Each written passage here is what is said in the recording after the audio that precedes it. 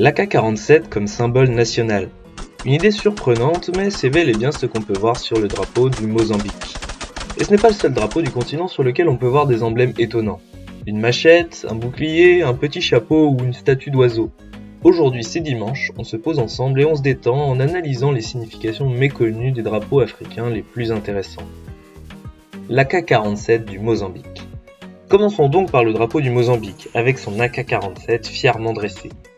Ce drapeau est en fait issu de celui du Frelimo, le Front de libération du Mozambique, parti d'inspiration communiste dont parmi les différents symboles figuraient notamment une houe et un marteau, afin de symboliser les paysans et les ouvriers qui constituaient la base de ce parti révolutionnaire. En 1975, le pays obtient son indépendance du Portugal et adopte le drapeau du Frelimo comme drapeau officiel, avant d'y ajouter l'emblème où on peut voir l'AK-47. C'est un des seuls drapeaux du monde, avec le Guatemala en Amérique centrale, où figure une arme à feu. Elle y représente la détermination du peuple à protéger sa liberté. En 2005, le gouvernement lance un concours, afin de choisir un nouveau drapeau pour le pays un peu plus pacifique. Mais le peuple, attaché à l'image de l'AK-47, choisit de conserver ce symbole étonnant. Le chapeau du Lesotho. Au Lesotho, petit pays d'Afrique australe, c'est un chapeau surprenant qu'on peut voir sur le drapeau. Cette fois-ci, c'est justement pour remplacer une arme et afficher un emblème plus pacifique que ce chapeau a été choisi. Car après un coup d'état militaire en 1987, le Lesotho avait adopté un drapeau guerrier, sur lequel figurait un bouclier brun, une sagaie et un gourdin traditionnel appelé knobkerrie, afin de former un drapeau que personnellement nous trouvons très joli. En 2006, le pays adopte finalement le drapeau actuel, orné d'un mokorotlo, ce grand chapeau conique traditionnel Basotho, l'ethnie bantoue majoritaire sur son territoire, est censé symboliser l'unité du peuple. L'oiseau zimbabwe.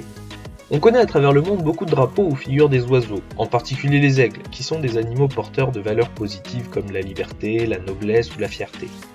Mais celui qui figure sur le drapeau du Zimbabwe est un peu particulier, puisqu'il s'agit ici non pas d'un oiseau, mais d'une statue d'oiseau. Cette sculpture de créature ailée dressée sur un socle et qui peut rappeler le sphinx d'Égypte se nomme sobrement l'oiseau zimbabwe, et on le retrouve également sur les armoiries nationales ou encore sur les pièces de dollars zimbabwéens. Alors, d'où vient-il ?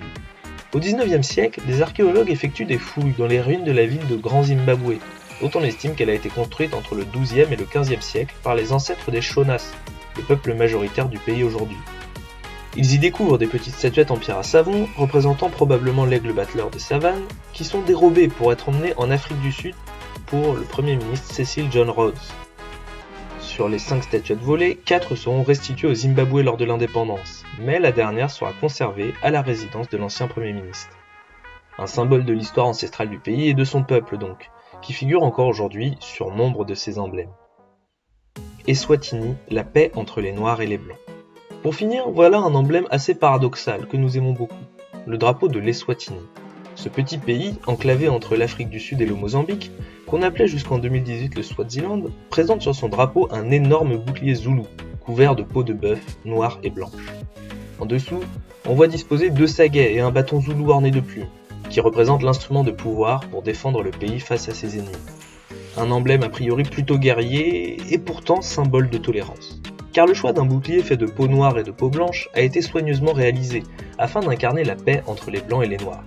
Il est à l'image d'un bouclier que le roi Sobhuza II aurait donné en 1941 au Swazi Pioneer Corps, régiment du Swaziland qui avait été intégré au sein de l'armée de la puissance coloniale l'Empire britannique.